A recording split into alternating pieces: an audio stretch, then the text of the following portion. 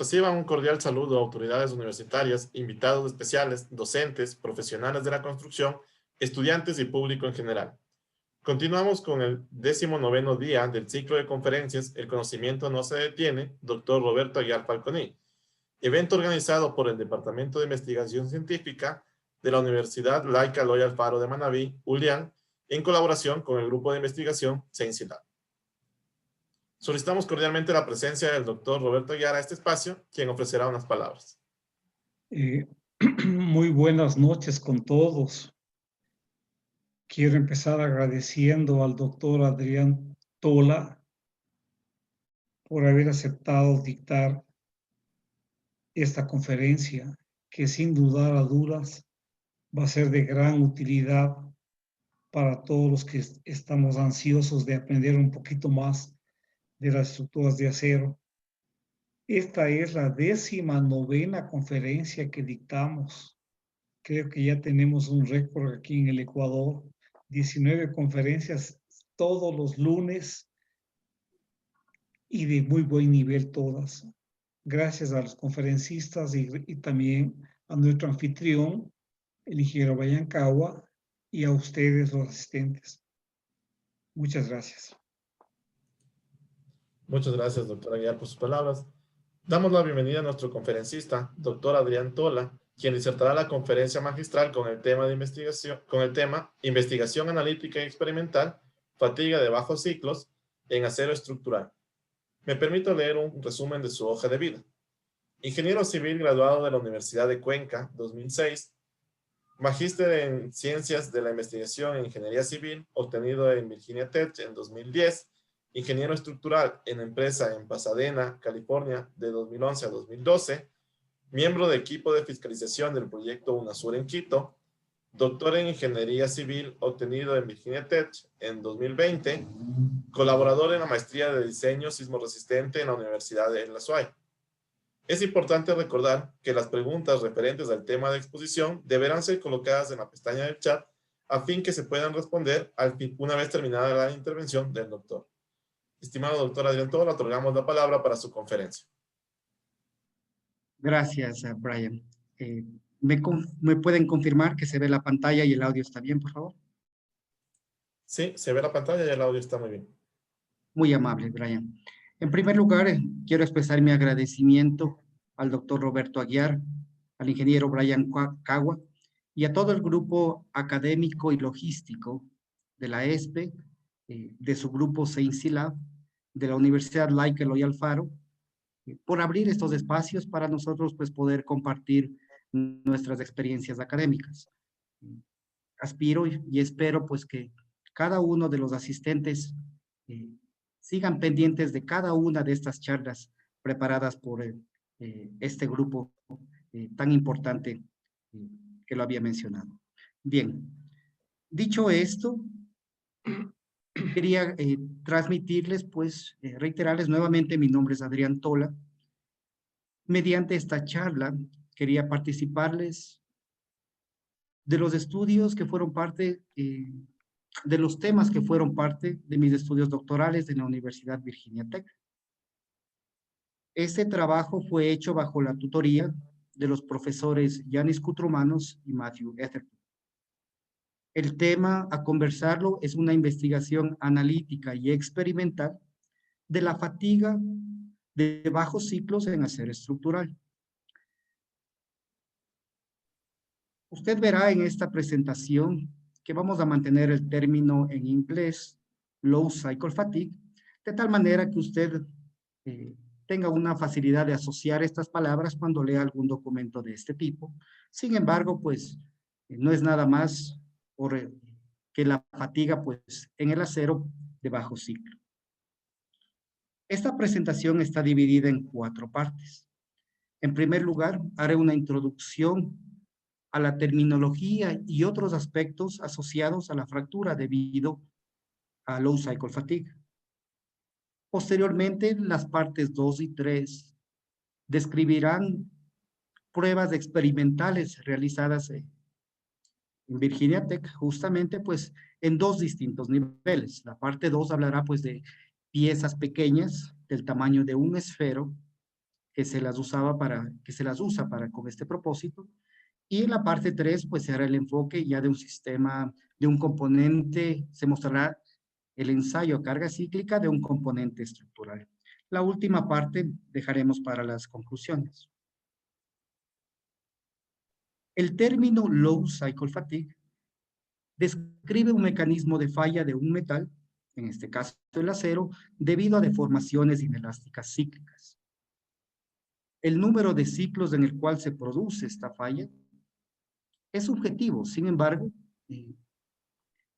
la literatura menciona que pues, la falla pues, ante un número de ciclos inferior a 20 puede catalogarse como low cycle fatigue. Tal como se muestra en la figura que usted la ve en pantalla, ¿sí? El término low cycle fatigue describirá la falla debido a varios ciclos con altas deformaciones inelásticas. Usted ve en la figura una conexión viga-columna. Esto es ya al final del test. Usted puede ver que la pintura cal blanca que se pone en estos experimentos de laboratorio, pues ha sido desplazada, ¿sí? Mostrando en el patín inferior la zona de fluencia, ¿no? Un elemento de esta naturaleza, ¿sí? Por ejemplo, el que se lo muestra, normalmente pues falla en los patines, ¿sí? Y siendo este un ensayo de laboratorio con un protocolo de carga cíclica, encaja dentro de este concepto de low cycle fatigue. Otro ejemplo lo indicamos en esta figura. Un elemento que simula una ariostra concéntrica, este es un tubo, ensayado en laboratorio ante un protocolo de carga cíclica, en el cual se observan las diferentes etapas de una ariostra, del comportamiento de una ariostra concéntrica, pasando por pandeo global, ¿sí? Deformaciones, pandeo local y la ruptura. Hago énfasis en estas definiciones porque es muy importante definir qué no es low cycle fatigue. Las fallas, por ejemplo, que usted puede encontrar fotografías del evento sísmico de Norwich en el año 94,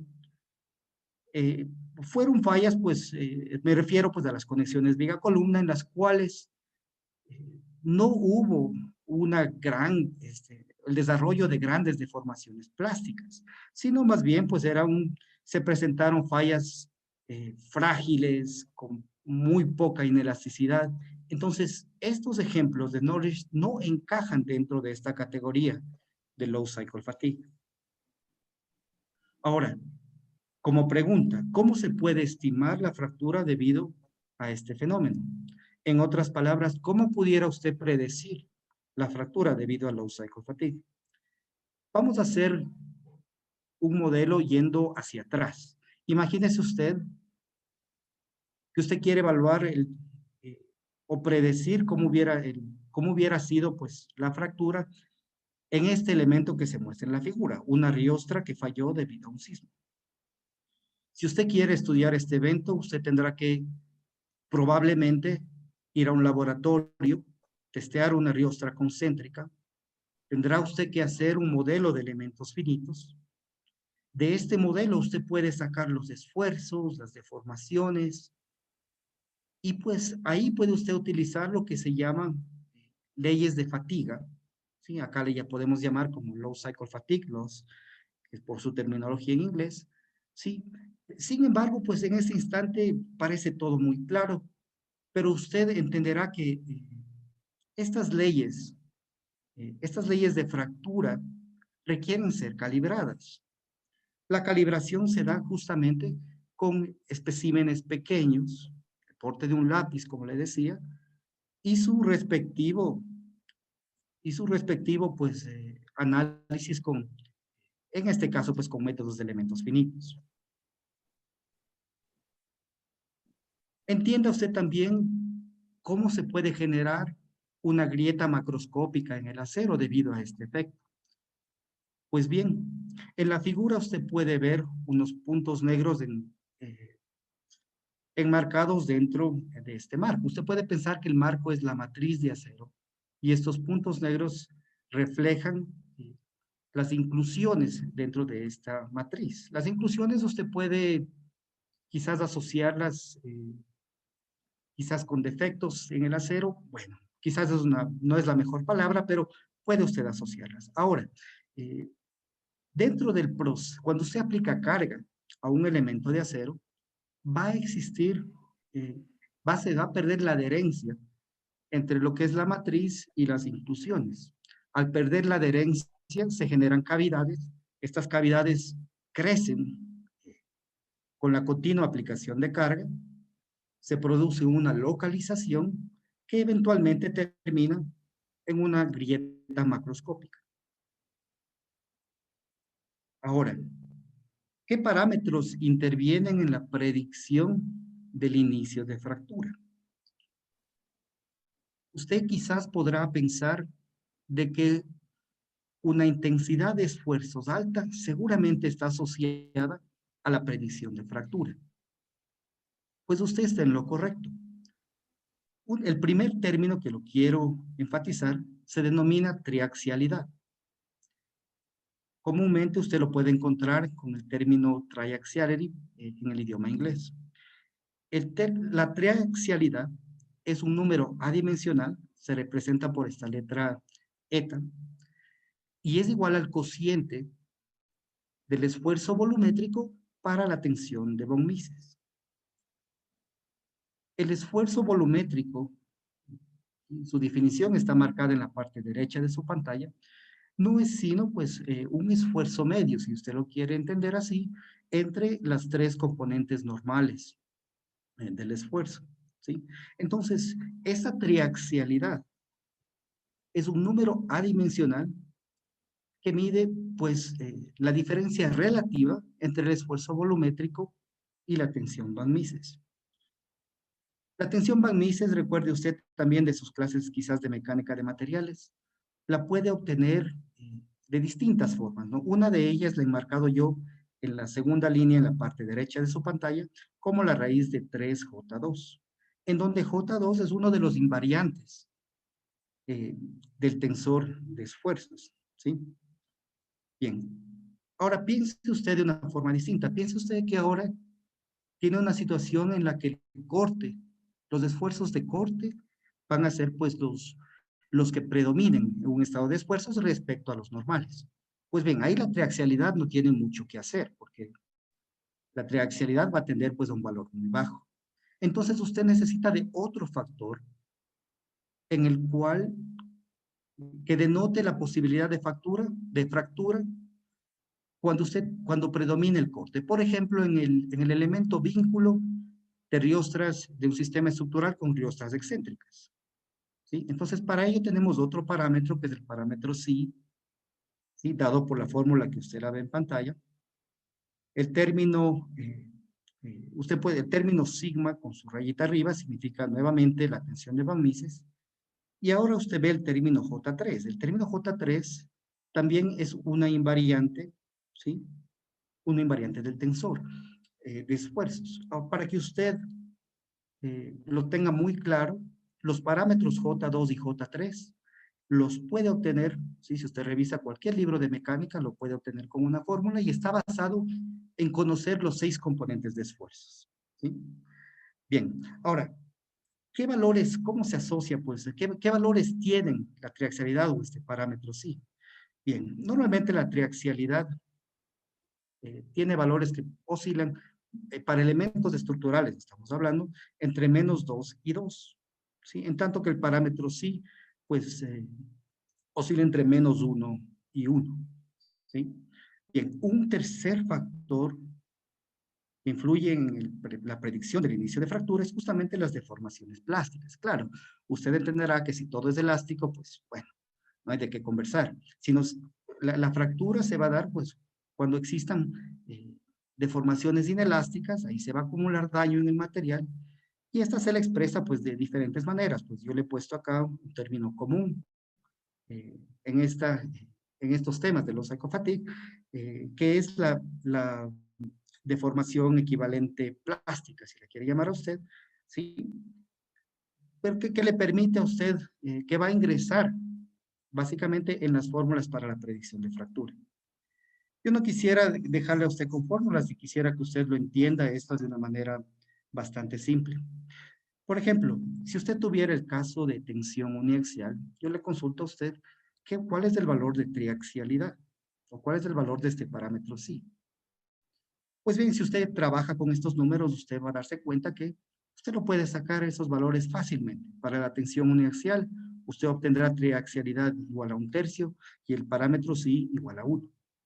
En el caso de compresión uniaxial, estos valores se invierten. Y en el caso de corte, usted puede calcular esos valores como 0 y 0. Ahora, es común, dados estos valores de triaxialidad y del parámetro psi, ubicarlos en un mapa de coordenadas, tal como si fuera un mapa de coordenadas de X y Y. En el eje horizontal vamos a colocar la triaxialidad y en el eje vertical el parámetro psi. Si yo ploteo estos 3 puntos que se los dan, pues nada, yo encuentro estos puntos, ¿sí? Que bueno, me hacen ver de una manera más fácil de qué estamos hablando. Ahora, si usted pues me habla pues de otros estados de esfuerzos, como por ejemplo tensión plana, pues mire, bien, ahí no hay un punto, ahí hay varios puntos que cumplen ese criterio. Pero en fin, la idea de esto es que usted puede plotear estos valores conjuntamente pues en este sistema triaxialidad en el eje horizontal y el parámetro psi en el eje vertical. Yo no quiero irme muy lejos de lo que es un componente estructural. Yo quisiera hacerle notar cuáles son los valores de estos parámetros en elementos estructurales. Por ejemplo, en el caso de una sección de una viga con sección reducida,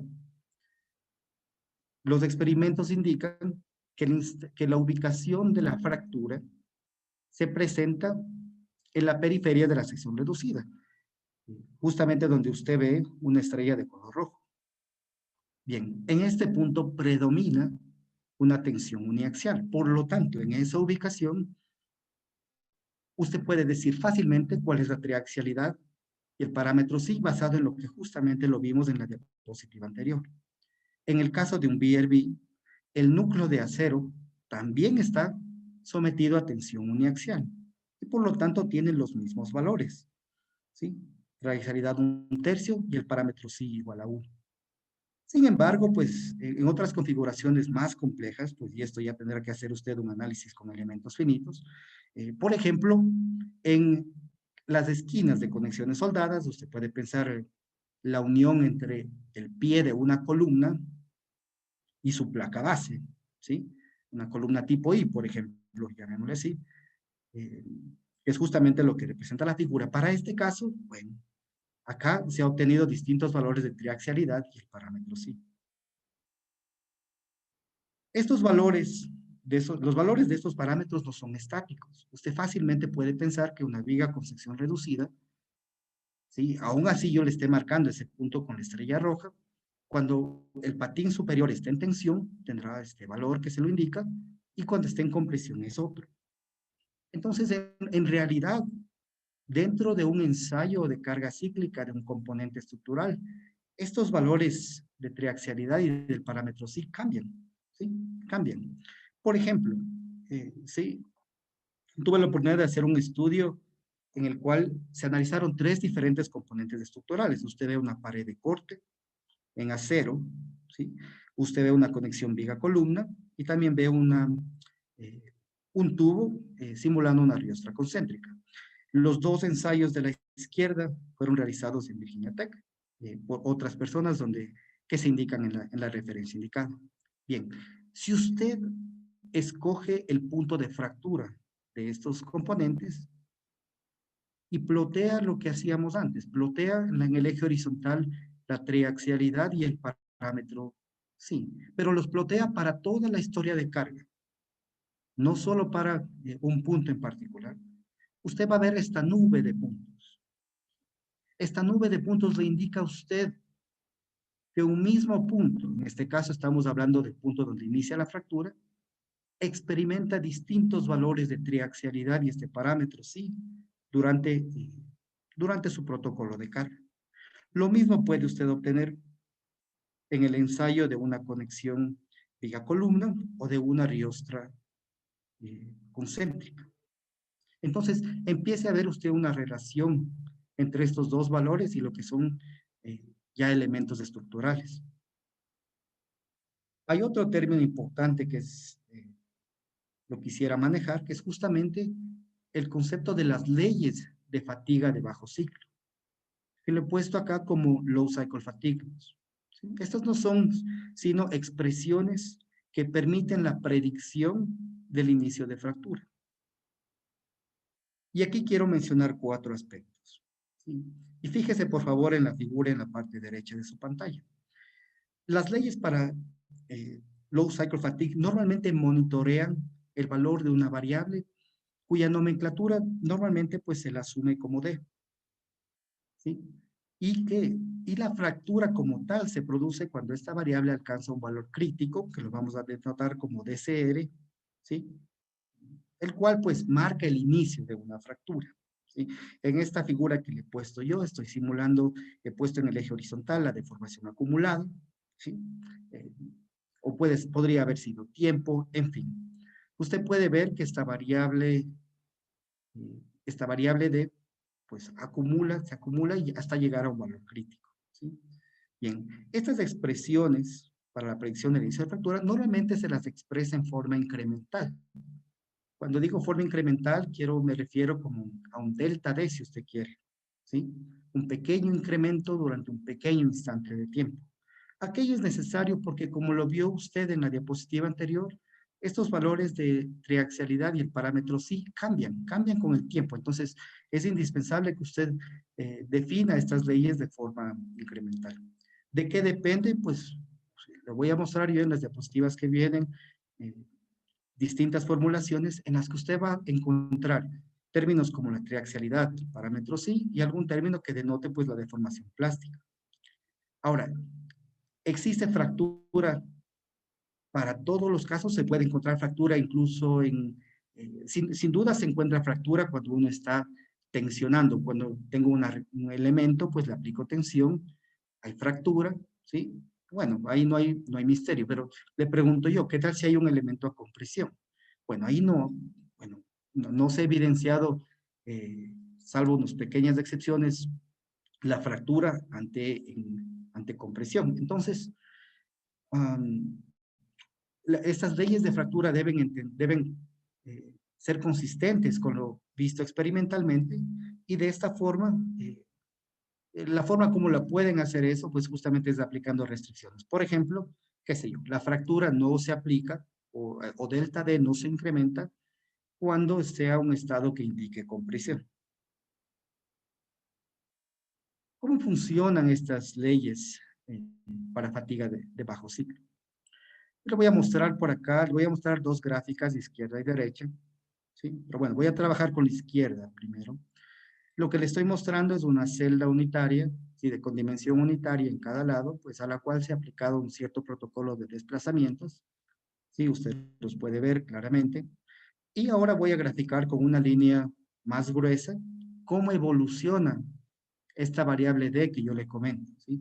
Por ejemplo, cuando hay tensión, cuando usted lo jala, usted puede ver que esta variable pues crece.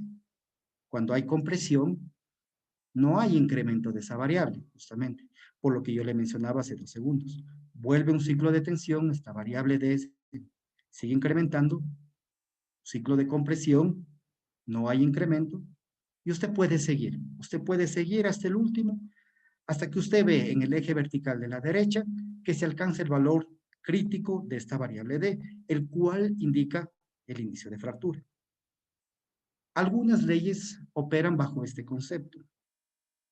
Otro concepto distinto es el siguiente, el mismo protocolo de desplazamientos, pero usted aplica tensión, incrementa este valor de la variable D, pero cuando usted aplica compresión, en cambio, hay otra filosofía que dice, mi material se recupera. Usted puede entenderle esto como si las cavidades que usted las abre, pues al aplicar tensión, se fueran cerrando. Bueno, es otra filosofía, nada más. Seguimos con este protocolo, ¿sí? Y usted puede ver que de igual manera, cuando se alcanza un valor crítico, en este caso 1, le he puesto yo de referencia, se denota pues el inicio de fractura.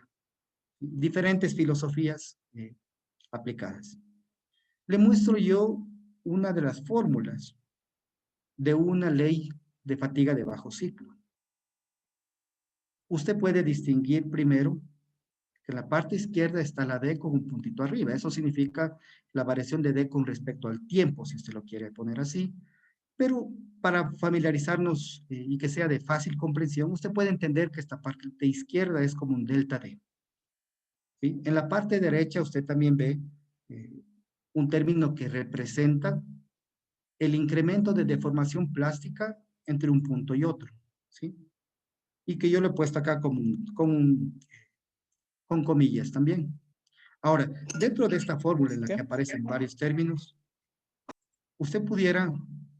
quiero que empiece a reconocer la triaxialidad y el parámetro sí, ahí están. El término de deformaciones plásticas, que también se lo mostró. Varios de estos términos, los que están indicados de color rojo, en cambio llegan a ser las constantes de este modelo. Estos modelos hay que calibrarlos, ¿sí? Hay que hacer regresión, hay que aplicar un poco de estadística y calibrar esos parámetros. Pero esto es como, así usted puede ver cómo operan estas leyes de fatiga de bajo ciclo. Le voy a presentar acá tres familias de modelos, ¿sí? Las he incluido, pues, sin la intención de ir al detalle, pero pues para darle contexto, ¿sí? Por ejemplo, acá, pues, presentamos una de las familias. Si usted se fija en la parte inferior derecha de su pantalla, ahí está cómo evoluciona la variable D en esta familia de modelos, ¿sí? Incrementa, incrementa, incrementa, ¿sí? Y en los ciclos de compresión no hay el incremento de esta variable D. Una segunda familia de modelos, ¿sí? Justamente pertenece a un conjunto de ecuaciones desarrollado inicialmente pues, en Stanford.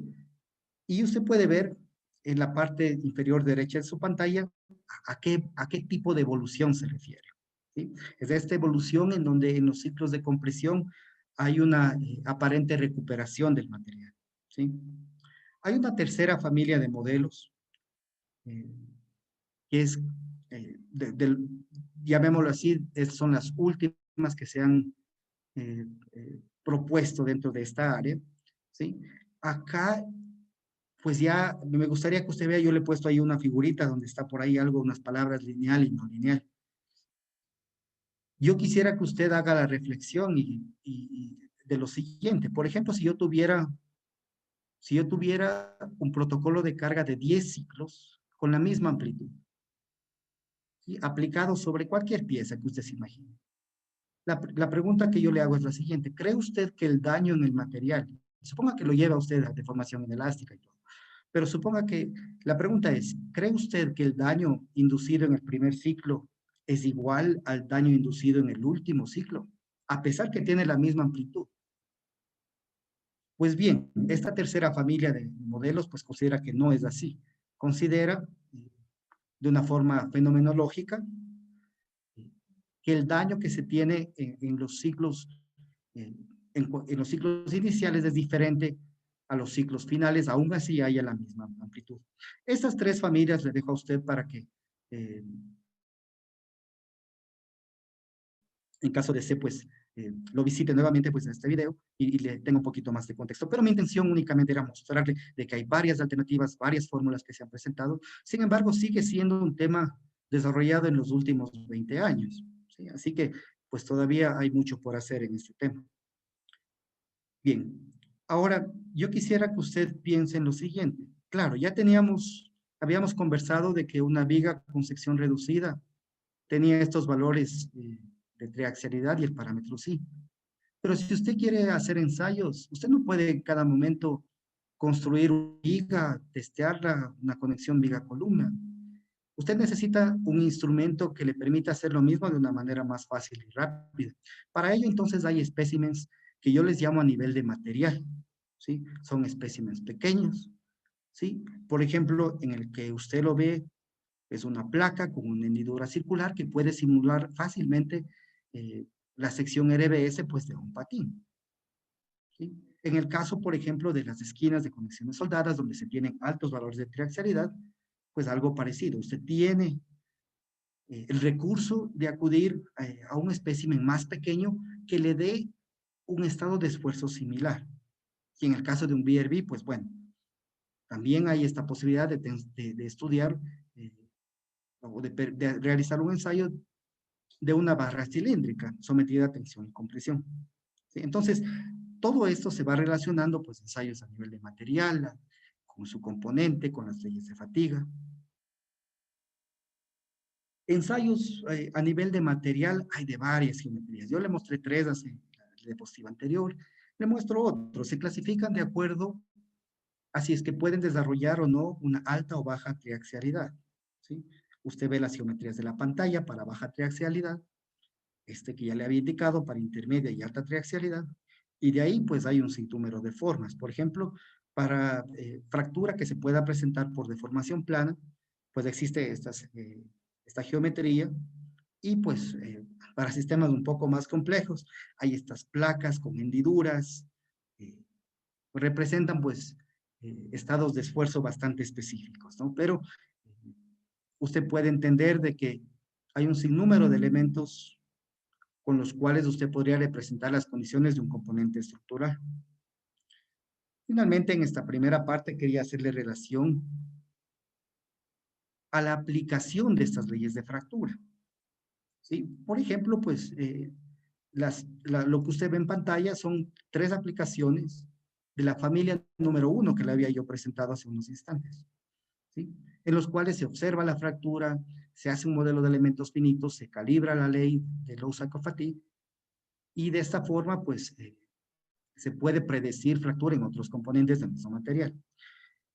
Ejemplos hay de todas las familias. Esto es la familia número 2, la familia número 3, usted puede ver el vínculo de estos sistemas con riostas excéntricas.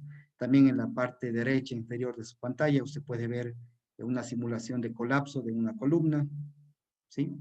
En fin, aplicaciones hay varias.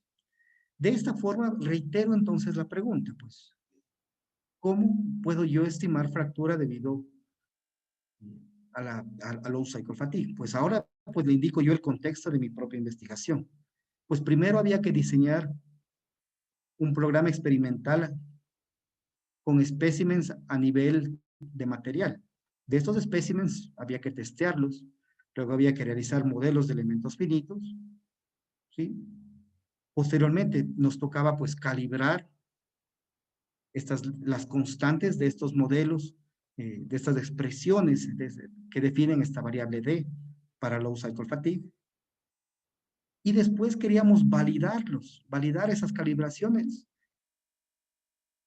ensayando un componente estructural ante carga cíclica, para el cual pues se tendrá que hacer también un modelo de elementos finitos, y finalmente pues comprobar si es que nuestras predicciones, nuestra calibración usando elementos pequeños a nivel de material puede predecir el comportamiento o la fractura del componente estructural. Pues bien, dentro de nuestro programa experimental, yo les comentaba al inicio, hay 2 partes. En la primera se testearon 60 especímenes a nivel de material, ¿sí? Y en la segunda parte, pues hubo el ensayo de un componente estructural a escala más grande, ¿no? Iré en detalle, pues, con esto en las siguientes diapositivas. Extrajimos piezas de la parte plana y de las esquinas de 2 tubos de diferentes dimensiones y espesores también, ¿sí?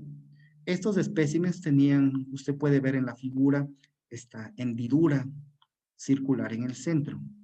¿Por qué habíamos escogido esta sección? Porque veíamos que era capaz de representar varios estados de esfuerzo. ¿Sí? Y eso lo iré mostrando en el resto de las diapositivas. La terminología que usted encontrará en la literatura normalmente se refiere a estos especímenes como circumferentially notched specimens. Pues el nombre en español que yo le he dado, pues Esa es mi primera versión de su traducción. Estos especímenes tenían pues una geometría dada, ¿sí? Para que usted tenga en cuenta el espesor del tubo grueso era de media pulgada y del espesor del tubo más delgado era de 1/4 de pulgada, ¿sí? De ahí se fabricaron estos especímenes circulares, tenían esta geometría con las dimensiones que usted las ve en pantalla. Hay un término importante aquí, que es el radio característico. Yo lo he puesto con CR en la parte inferior izquierda de su pantalla, que es igual al cociente entre esta dimensión DNR, ¿sí? Este radio que hay en el centro de la hendidura y su radio, el radio de la hendidura como tal, ¿sí? Para que usted tenga una idea, un CR igual a 0,5 representa esta geometría que la ve usted en pantalla, y se testearon otras geometrías, pues, con valores de CR igual a 4 y a 8. Usted puede ver la gama de geometrías que teníamos, ¿sí? Bueno, uno puede testear otras también, ¿no? Nosotros nos limitamos a 3, pero yo quisiera que usted entienda de una forma gráfica qué significa un espécimen con CR igual a 0,5 y 8. Mientras más alto, pues es más aguda la hendidura, digamos así de fácil. ¿Bajo qué tipo de carga testeamos estos experimentos? Bien. Aquí le presento yo una matriz. Usted puede ver los dos tubos, diferentes dimensiones, en pulgadas, por cierto. Tomamos de especímenes de la parte plana y de la esquina. Tomamos de la esquina también porque algunos elementos, por ejemplo, las riostras concéntricas, en el caso cuando se utiliza tubo, fallan normalmente pues en las esquinas. Entonces, por ello era importante pues distinguir los dos tipos, ¿no? Parte plana y esquinas. Bien, aplicamos carga, en algunos especímenes aplicamos carga monotónica, en otros carga cíclica. La carga aplicada correspondía a distintos tipos y aquí va una innovación que la tratamos de hacer nosotros. Normalmente es fácil pues testearlos con carga axial. Sin embargo, nosotros pues quisimos testear estos especímenes de carga axial, carga torsional, ¿sí? Y también una combinación de los dos. Distintas geometrías, usted las puede ver en esta matriz, las geometrías que las testeamos en este caso con carga monotónica axial, ¿sí? Y así usted comprende el resto de la matriz, ¿sí? Varias geometrías, varios tipos de carga. Dentro de los protocolos de carga le mostraré 3. Este es un protocolo de carga cíclica, de carga axial, ¿sí? Habíamos modificado esta amplitud A, que usted la ve de acuerdo al tipo de espécimen, ¿sí? En cuanto a carga torsional, pudimos aplicar, pues, ir incrementando la torsión, duplicando, ¿no? Pues yendo desde 0,5 grados hasta 8 grados, pues, amplificando por el doble cada 2 ciclos, ¿sí? Y también combinamos, como le digo, pues, la carga axial y de torsión, ¿sí? Este es interesante en el sentido de que habíamos aplicado rotaciones de hasta unos 32 grados. Los ensayos se realizaron en esta máquina que usted los ve en pantalla, es una máquina antigua que tiene la capacidad de aplicar desplazamientos axiales, torsionales o una combinación de los dos. Uno de estos especímenes puesto en laboratorio se lo ve de esta forma. Usted puede ver que nada más había 2 pulgadas, o sea, 5 centímetros entre las cabezas de esta máquina. Usted puede ver el extensómetro que nos permite medir las deformaciones, ¿sí? Para el caso, o en algunos casos, pues, de manera específica, en los casos en los que se aplicaba carga axial y de torsión, utilizamos fotogrametría. Usted puede ver las cámaras ahí, ¿sí? Y utilizamos fotogrametría porque usted puede imaginarse que es más difícil, pues, poner un extensómetro en un ensayo con carga axial y torsional, ¿sí? Entonces, en esta fotogrametría habíamos pegado unos rectángulos de color rojo y mediante una rutina en MATLAB, bueno, de hecho es un programa desarrollado pues por un estudiante anterior de doctorado, pues se traqueaba la posición de estos stickers y nos daba los desplazamientos y rotaciones. Le voy a mostrar yo una de las figuras, ¿sí? La diapositiva tiene 4 partes, como usted la ve. Primero le quisiera mostrar hacia dónde, qué es lo que va usted a ver. La parte izquierda tiene pues un experimento superior, tiene el espécimen con el extensómetro. La parte izquierda inferior muestra un zoom de este espécimen. En la parte derecha superior usted ve el protocolo de carga y en la parte derecha inferior usted ve justamente la histéresis, ¿no? Entonces, si usted se fija únicamente ahora en la parte inferior izquierda, si solo se fija en la figura, en este video, pues que está amplificado justamente, bueno, me gustaría que usted vea cómo, este es un ensayo, a ver, quiero manejarle manualmente, listo. Mire, usted puede ver cómo el espécimen se extiende y se contrae, ¿sí? Bien, si usted se fija ahora, que vamos a hacer una pausa, si usted se fija ahora, pues bueno, aquí normalmente aplicamos 2 ciclos, mire acá, aquí está la tensión, la compresión, van 2 ciclos, va al siguiente, así pues hasta el último, ¿no? En este caso, y yo le voy a hacer una pausa justamente un poquito más allá. Bien, llega un punto en el cual usted empieza a ver un decaimiento de la fuerza. Este punto indica ya una rotura en la parte central de este espécimen. No se la puede ver en la fotografía, ¿sí? Pero pues después de que el espécimen se rompe, se analiza el tipo de superficie de fractura y se determina aquello, ¿sí? Reitero, cuando se da una caída de la fuerza, ¿sí? En este tipo de espécimen, le indica a usted que aquí inicia la fractura. Si es que la carga sigue, pues bueno, usted lo va a ver totalmente roto, pero usted debe entender que la fractura empezó al inicio, ¿sí? Habían 2 ubicaciones típicas de fractura, al centro o en la periferia. ¿En dónde la determinamos? Pues bueno, en esta figura que yo le mostré en este video, que le mostré antes, pues para usted era intuitivo el identificar una caída de la carga y a esto usted le asocia con el inicio de fractura. Sin embargo, pues le cuento que nosotros teníamos experimentos con ciclos de histéresis como lo muestro ahora en la derecha. En esta respuesta a fuerza de formación, prácticamente no hay un punto en el cual la carga decae fácilmente. Entonces, aquí había que apelar pues justamente a la instrumentación que teníamos. Teníamos cámaras pues, con una resolución bastante apropiada para estos ensayos y pues haciendo un zoom en estas fotos encontrábamos dónde se presentaba la fractura. Como conclusión, el inicio de la fractura se había definido como el instante más temprano entre dos instancias. Primero, la caída repentina de la fuerza o la fractura como tal detectada visualmente. La respuesta que obtuvimos es de este tipo. Este es un ensayo monotónico. Usted ve aquí 2 espécimes, debido a que por cada geometría normalmente testeábamos 2 espécimes, ¿sí? Este círculo con cruz marca pues el inicio de la fractura, ¿sí? Aquí usted lo puede ver de acuerdo al primer criterio que lo mostrábamos en la diapositiva anterior. Aquí usted ve en cambio la respuesta ante carga cíclica. Son 2 espécimes en la parte derecha, también ve usted 2 cupones idénticos en geometría, ¿sí? Y bueno, pues de este tipo fue la respuesta que habíamos obtenido.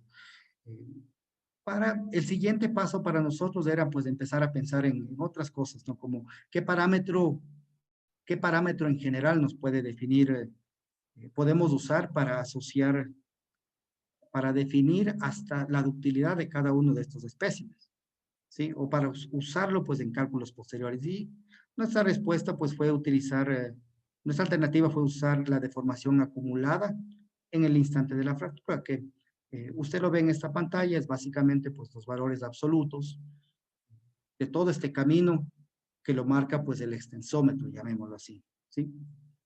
Bien. Le había comentado yo que habíamos visto la posibilidad de buscar diferencias entre los especímenes de la parte plana de cada tubo y de la esquina. Usted puede entender que cuando se forman estos tubos, pues hay la introducción de formaciones elásticas muy altas en las esquinas que pueden debilitarlo, ¿sí? Entonces queríamos ver qué tanto impacta este efecto, ¿no es cierto? Entonces en la parte, en negro usted ve la respuesta de un espécimen tomado de la esquina, y en tomate la respuesta de este espécimen idéntico en geometría, pero tomado de la parte plana. Usted puede ver que hay un pequeño exceso, digamos, una mayor deformación del espécimen tomado de la parte plana. Este es un ensayo para otro tubo, para el otro tubo. Es un ensayo cíclico. Usted también puede ver que la parte negra se deforma un poco menos que la tomate, ¿sí? Acuérdese, parte negra es esquina, parte tomate pues es parte plana, ¿sí? Entonces, haciendo ya pues una estadística de todos los espécimes, observamos que en general la parte plana pues tiene una mayor, espécimes tomados de la parte plana tienen una mayor deformación, en promedio 10% mayor para el caso del un tubo, el tubo grueso, y 25% para el caso del tubo delgado. Entonces, habíamos cuantificado una diferencia en lo que es la respuesta de espécimes tomados de la parte plana y de las esquinas. En cuanto pues ya a todos los resultados de los experimentos, sí lo pusimos en forma matricial. Usted puede ver aquí carga monotónica, cíclica, qué tipo de carga se aplicó, el radio característico, y pues los resultados incluyen el ciclo del inicio de fractura, el ciclo de ruptura como tal, la deformación acumulada y la ubicación del inicio de fractura, siendo esta pues ya sea centro o superficie. Si usted se fija en la cuarta columna, el ciclo del inicio de fractura, pues obtuvimos pues un número máximo de ciclos de 14, ¿sí? Un número mínimo de 4 ciclos, para que usted tenga presente, ¿no? Posterior a estos experimentos, teníamos que hacer la modelación de los mismos. ¿Sí? Para ello aprovechamos de la simetría de estos especímenes, y para el caso de especímenes cargados axialmente, pues pudimos hacerlo una modelación en 2D. Y para el caso de especímenes con torsión, allí pues nos tocó hacer un esfuerzo mayor y modelarlos, pues estos especímenes en 3 dimensiones. ¿Sí? ¿Para qué nos servía modelar? Esto que a usted le quede claro el proceso. Nosotros queríamos sacar cuánto varía la triaxialidad y el parámetro sí en estos experimentos. Entonces, para eso era que queríamos hacer estos modelos. El proceso, el hacer estos modelos de elementos finitos, pues quizás uno puede los puede dibujar en corto tiempo, pero uno tiene que manejar bastantes variables para hacer estos modelos. Uno de ellos es el material como tal. ¿Cómo puede usted calibrar el material? Recuerde que el material usted no lo conocía. Nosotros usamos, los 2 tubos eran de acero A1085, que básicamente es una extensión del acero de tubo, que es el A500 grado B, C o D. Entonces, involucra bastante trabajo, a eso me refería, pues llegar a una calibración adecuada, no solo con el modelo de elementos finitos, sino como una calibración del material. Usted puede ver en línea roja nuestros resultados de la calibración. Piense usted que hay 60 gráficos de este tipo, en los cuales pues el 90% están de acuerdo, digamos, con este nivel de exactitud bastante importante, pues en otros pues varía, ¿no? Pero es esperado cuando usted tiene esta cantidad de resultados experimentales. Esta curva me parece interesante mostrarles, es la curva de un espécimen con carga axial y torsional. Entonces, en la parte izquierda le muestro yo la respuesta fuerza de formación, y en la parte derecha lo que es torque y rotación, ¿sí? La línea roja, ¿sí? El experimento es la línea gris, la línea roja, el modelo, ¿sí? Como le había mencionado, nuestro objetivo era sacar esos valores triaxialidad y parámetro sí de estos modelos. Acá le muestro yo en la parte izquierda ¿Cómo varían la triaxialidad para un espécimen con carga monotónica? Vea usted que no es constante ese valor. Sí, espero que nos quede claro eso de ahí. Menos aún lo es para carga cíclica. ¿Sí? La figura del centro muestra la triaxialidad. Para un espécimen con carga cíclica, la derecha el parámetro psi para el mismo experimento, ¿no? Y usted puede ver que al aplicar carga cíclica, pues estos valores cambian, ¿no es cierto?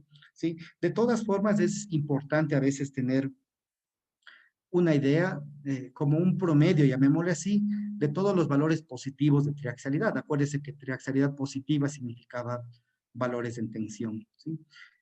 Cuando cuando tratábamos de sacar un promedio de los valores positivos de triaxialidad y del parámetro psi, obtuvimos esta gráfica. Recuerde usted, en las primeras diapositivas yo le presentaba que usted puede presentar cualquier par de coordenadas de triaxialidad y parámetro psi, pues en ejes coordenados, ¿sí? Entonces, lo que estoy mostrándoles ahora, pues son los valores promedio, pues que se obtuvieron de los modelos de elementos finitos. Esta figura que usted la ve, en realidad solo era de referencia, no se la utilizó en ninguna otra instancia de este proyecto, pero pues permite saber qué estado de esfuerzos está uno generando, ¿sí? Con las piezas que uno las va ensayando. Posterior a la tarea de tener estos modelos de elementos finitos, ahora sí nos tocaba pues usar esas historias de triaxialidad y del parámetro psi, de deformación plástica, utilizar toda la información de los modelos y calibrar las leyes de fatiga. Yo le muestro acá 5 modelos tomados de las 3 familias que yo le había mostrado anteriormente. La calibración justamente era de las constantes de estos modelos.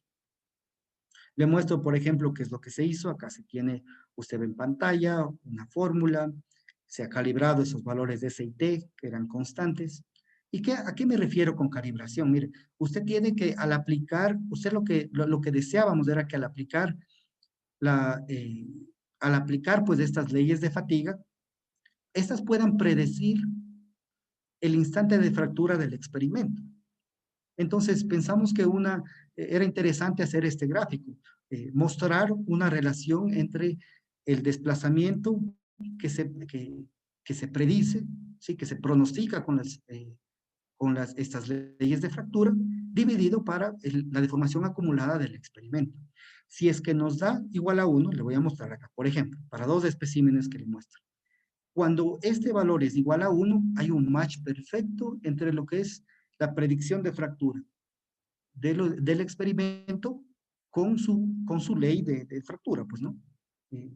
Acá puede usted ver distintos especímenes, en este caso son carga monotónica, le indico a usted también qué geometría tienen con el valor de CR, ¿sí? Y aparentemente pues empezábamos bien, pero recuerde que hay 60 de este tipo, o al menos 30, porque este ya es para cada grupo, ¿no? Dividiendo de cada espécimen, de cada configuración, habían 2 especímenes, ¿se acuerda usted? Entonces, aquí solo estamos graficando ya cada configuración, ¿no? Entonces, si esto yo hago para otros tipos de carga y otras geometrías, usted puede ver que ya cuando aplico carga cíclica, ya no me va tan bien con esta predicción. Tengo otros espécimes, por ejemplo, la torsión me va bastante mal. Vea usted para estos especímenes con carga axial y de torsión, también no me cuadraba muy bien. En fin, todo esto es para uno de los 4 materiales. Recuerde, había 2 tubos y 2 ubicaciones. Si es que esto yo hago para los 4 tubos, perdón, para los 2 tubos y las 2 ubicaciones, finalmente, pues terminamos con esta calibración. ¿Sí? Le reitero, para que todo sea perfecto, acá pues todas las barras deberían terminar en 1. ¿Sí? Este gráfico quiere decirle a usted que esta ley en algunos casos sobreestima el inicio de fractura y en otros casos subestima. Esto lo hicimos para cada una de estas 5 leyes, ¿sí? Ese es el resultado, uno de los mejores resultados que habíamos obtenido. Usted puede ver acá, esto es ya para otra ley, ¿sí? Esta es la de Wen y Mahmoud y también la de Padilla, que yo le mencionaré en unos pocos instantes.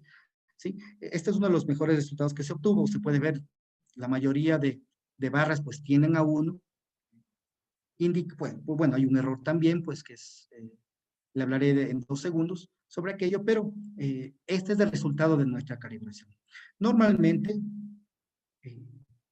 se presentan estos resultados también en un plano cartesiano, en el que en el eje horizontal usted tiene el desplazamiento experimental en el un lado y el de la predicción en el eje vertical, ¿sí?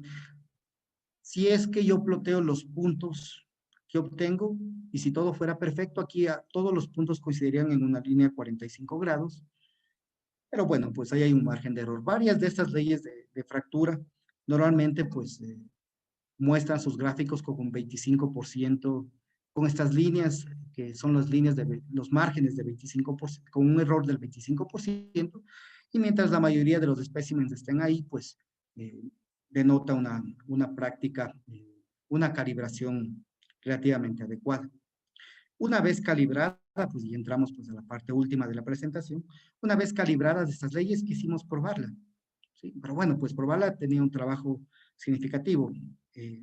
Testeamos este tubo, que es justamente, la sección de este tubo es la misma que del tubo fino del cual se obtuvieron los especímenes, ¿sí? Tenía una longitud de más o menos 3,5 metros, sometido a carga cíclica.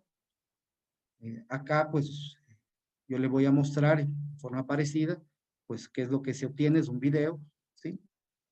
Pero quiero mostrarle primero qué es lo que tiene. Pues en la parte izquierda usted ve la configuración en general de la riostra. En la parte superior derecha usted ve fotos al centro, ¿sí? Fotos al centro de este elemento, ¿sí? El siguiente gráfico denota el protocolo de carga y el último gráfico, pues, la curva histerética. ¿Sí? Si usted, bueno, usted puede acá jugarle de cualquier forma que usted desee.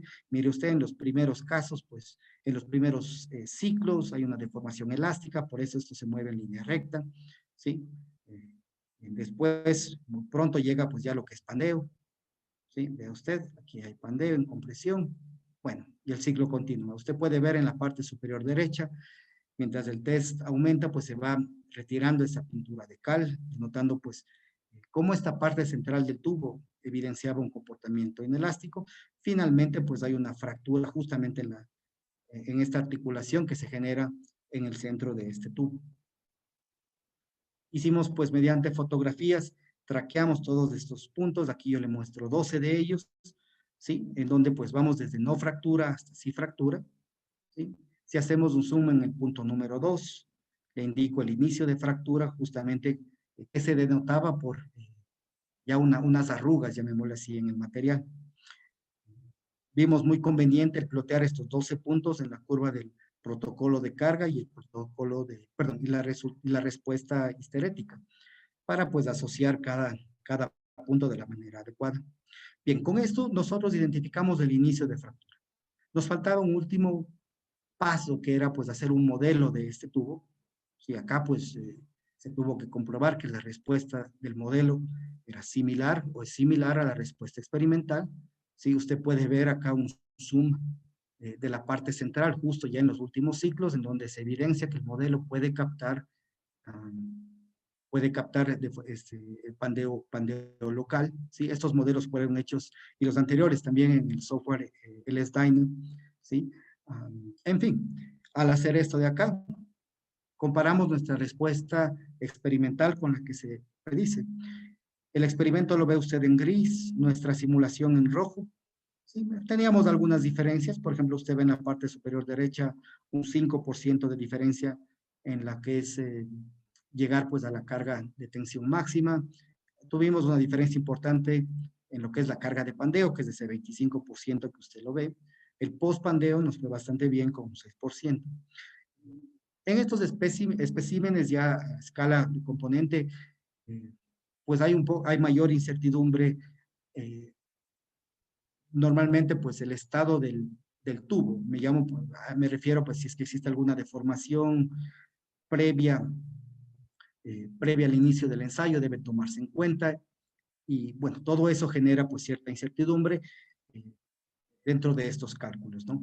Las restricciones de apoyo también es otra variable que en un modelo es fácil ponerlo, pero ya en términos del experimento simplemente es más difícil calcularlo, pues, y eso genera estas diferencias, ¿no? En cuanto a la predicción de fractura, que eso era nuestro objetivo, sí, quisiera que usted se fije justamente, pues, en estos dos resultados. Yo le quisiera poner, le voy a mostrar por acá.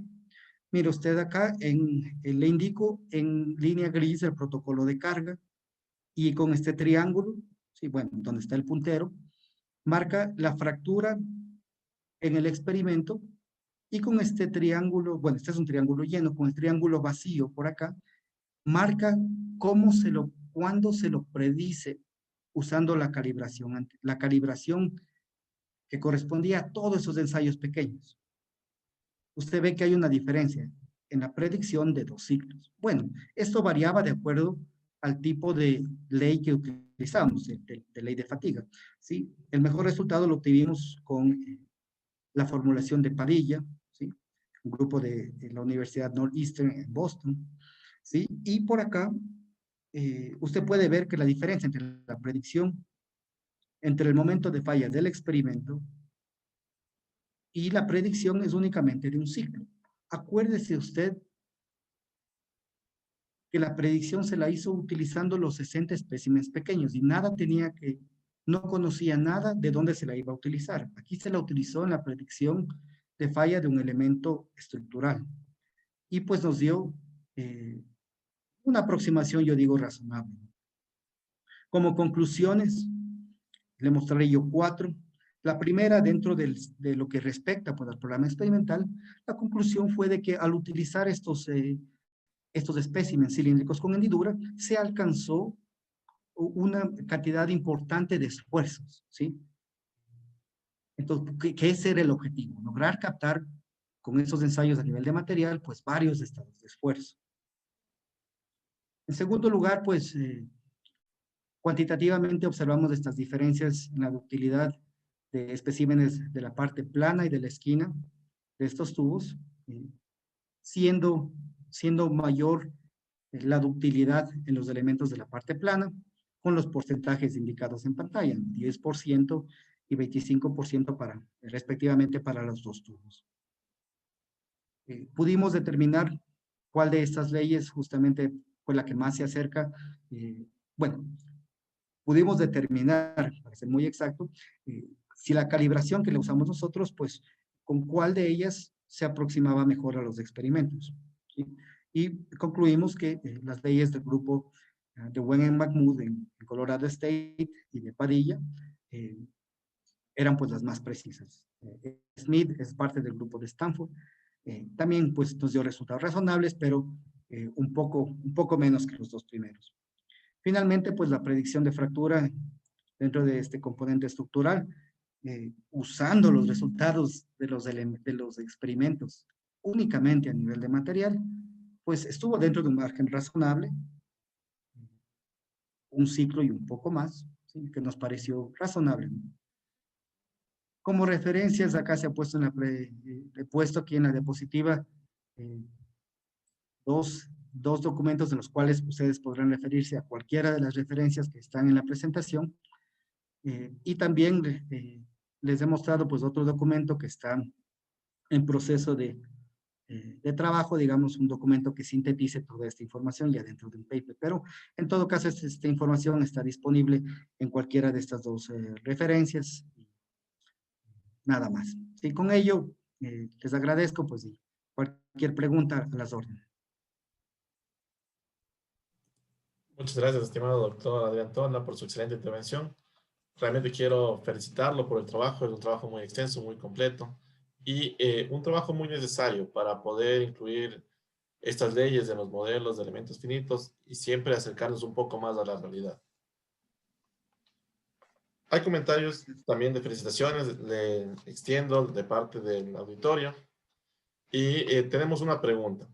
La pregunta es, en este tema de fatiga de bajo ciclo, ¿qué se está estudiando actualmente? ¿Qué se puede seguir investigando? Bien, el estado, o sea, por ejemplo, yo les mostraba que hay varias configuraciones para experimentos a nivel de material, ¿sí? Entonces, al mismo tiempo yo les mostraba que con una sola configuración se pueden alcanzar varios tipos de esfuerzo.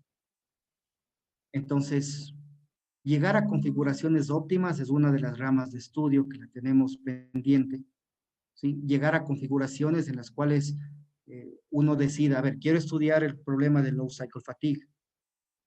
¿Qué configuraciones estructurales las debo testear para que sean representativas de varios componentes estructurales? Entonces, por ahí no es la información muy clara, todavía está disperso el número de las configuraciones para elementos, para test a nivel de material, ¿sí? Entonces, ahí, por ahí hay una rama de estudio pendiente. ¿Cuál es el paso que sigue? Y por ahí tal vez responde mucho mejor quizás la pregunta. El inicio de la fractura no corresponde al colapso como tal, ¿sí? Lo único que hacen estas, no digo lo único, pero la intención de estas leyes es determinar el inicio de la fractura. ¿Cómo continúa el proceso, ya sea un elemento estructural o un elemento más pequeño? Pues ahí hay otros métodos que se tiene dificultad en los métodos de elementos finitos, por ejemplo, de simular la progresión de la fractura, porque eso es muy importante también. Entonces, por ahí hay investigación justamente en estos métodos, uno de ellos se llama el phase field, otros simplemente retiran una vez que hay un elemento dañado, por llamarlo así, en el método de elementos finitos se lo retira de la malla, pero esto ya, qué tan bueno es eso, ya depende de la discretización de la malla. Entonces, quizás, Brian, la respuesta corta a esto es la progresión de la fractura. Ese es el tema que está actualmente pendiente, digamos, con investigación. Muchas gracias. Realmente hay mucho interés en nuestro auditorio. Hay muchos profesores de las universidades, investigadores, estudiantes, que seguramente están llevándose las ideas para poderlas desarrollar más adelante. Hay una pregunta respecto a cuál podría ser una de las razones por las que un modelo de material calibrado a nivel de material produce variaciones en el modelo a nivel estructural. Bien, ahí quizás la razón que se me viene primero a la mente es el efecto escala. El efecto escala es uno de ellos, quizás es mucho más prominente en estructuras de hormigón, ¿sí? Pero pues el testear, si usted testea un elemento con tales dimensiones, saca pues todos los parámetros que necesita asociados con la fractura, después testea un elemento pues 3 veces más alto, más grande, y usted se hace la pregunta, ¿será que se rompe el desplazamiento y que todos estos parámetros de fractura se escalan apropiadamente? Pues no necesariamente. El factor de escala es uno de ellos, uno de los temas. Otro, pues, es que estos ensayos hay que entenderlos que son, se los hace específicamente para el material, para un material, ¿no es cierto? En este caso, tuve yo la fortuna de hacer, de que los espécimes, estos pequeños a nivel de material y a nivel y el tubo, eran del mismo material, entonces había una correlación. Pero si usted quiere predecir en una estructura ya construida, pues ¿cómo saca estos espécimes? O no los puede hacer. Entonces, por ahí también el uso de las propiedades que se obtengan de un ensayo experimental no necesariamente se puede, a nivel de material, quizás no se lo puede extrapolar directamente a un componente estructural. Si yo uso incluso, mire, yo le hice, todos estos ensayos pertenecen al acero A1085. Si alguien tiene un tubo de las mismas dimensiones y el mismo material, A1085 aquí en el Ecuador, y me hace la consulta, Adrián, ¿puedo usar esas propiedades que se les ha obtenido o la calibración de fractura que se ha obtenido? Pues la respuesta viene con cautela. Yo diría, pues, en verdad úselos como referencia, pero a pesar de que usted utilice el mismo material, son de diferentes fabricaciones. Cuando se fabrica el acero se da su certificado de qué mezcla, digamos, hay un número de mezcla. Entonces, hay que tener cautela en ese sentido y por ahí tal vez haya otra diferencia en por qué el utilizar cualquier resultado pues obtenido a nivel de material se lo puede extrapolar a otros elementos, pues ahí eh, hay un poco más de cautela que se debe tener, Brian. Realmente esto nos deja al descubierto la incertidumbre que existe en nuestra carrera, en los materiales, en los métodos, y en que debemos seguir con las investigaciones para poder disminuir esta incertidumbre, inclusive respecto a materiales, que es un tema muy importante y es de donde depende. Allí nuestras normas tienen ciertos coeficientes que tratan de simular, pero es un tema relevante seguirlo desarrollando. Hay otra pregunta respecto a qué software, qué programa se utiliza para fatiga de materiales. Bien, en el caso común que yo lo he visto, pues es utilizar software que le permita diseñar a usted, representar un experimento, ¿no? Pues esa es la respuesta. Además, usted necesita que el software le determine cuáles son todas las 6 componentes de esfuerzo. Si usted tiene las 6 componentes de esfuerzo, seguimos adelante. Entonces, dos de los más usados que yo he visto, pues son Abacus y LS-DYNAS. Yo desarrollé todo, pues, esta investigación en el segundo software. He visto, pues, que hay otros tipos de software aquí en el país, no los he usado, me parece que SolidWorks, pero me imaginaría que eh, se lo podría explorar, ¿no? Pero la respuesta es fácil. Si usted puede de su software sacar las 6 componentes del esfuerzo, usted tiene los datos necesarios eh, para alimentar a las leyes de fatiga. Muchas gracias por responder nuestras preguntas.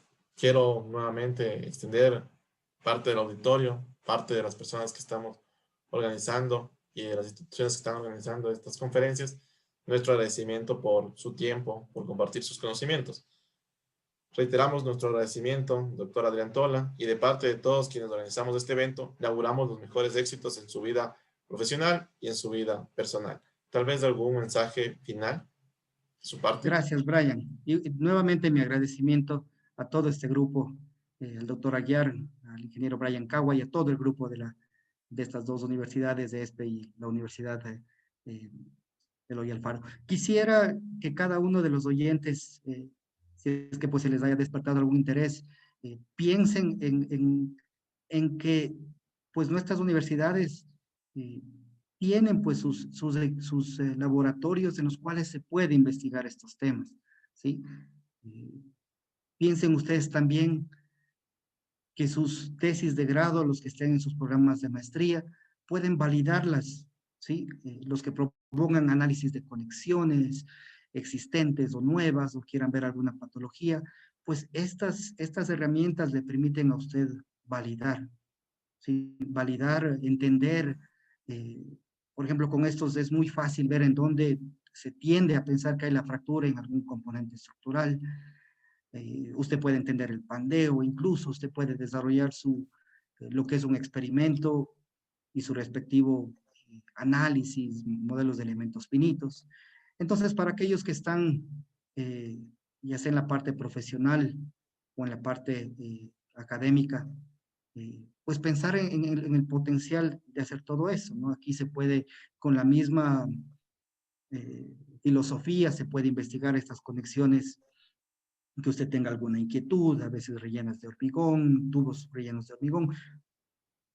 El camino es distinto a veces, pero es distinto pues trabajar con hormigón y acero que trabajar con independiente con cada uno de los dos, pero vea usted la utilidad de estos modelos de elementos finitos, no solo de esos, ¿no? Pues de hacer experimentos, una curva cíclica, los profesores, que al menos pues en 5 años que dura una carrera de ingeniería civil, que traten de incluir en algún momento en esos años una curva cíclica, ¿sí?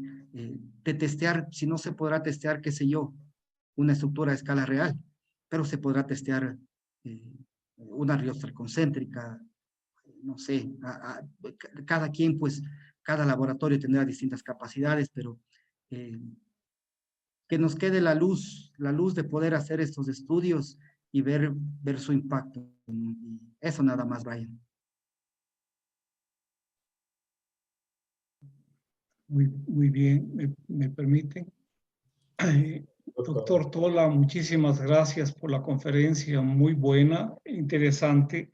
A momentos parecía que estaba en una clase de teoría de elasticidad o mecánica continua, muy interesante. Yo quiero hacerle un pedido. Un pedido es de que escriba un artículo en español para publicarle en la revista internacional Ingeniería de Estructuras.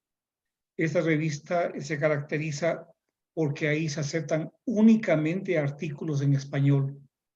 Hay mucho que escribir, mucho que enseñar, tiene un espacio abierto. Muchísimas gracias. Muchas gracias, doctor Aguiar. A usted le agradezco la invitación y seguiré su recomendación que usted la hizo justo ahora. De esta manera, culminamos nuestro 19º día de conferencias. Agradecemos a todos por su asistencia y participación de este evento y reiteramos nuestra invitación para las siguientes conferencias que se desarrollarán todos los lunes a las 19 horas, hora en Ecuador. Muchas gracias, tengan una buena noche. Gracias.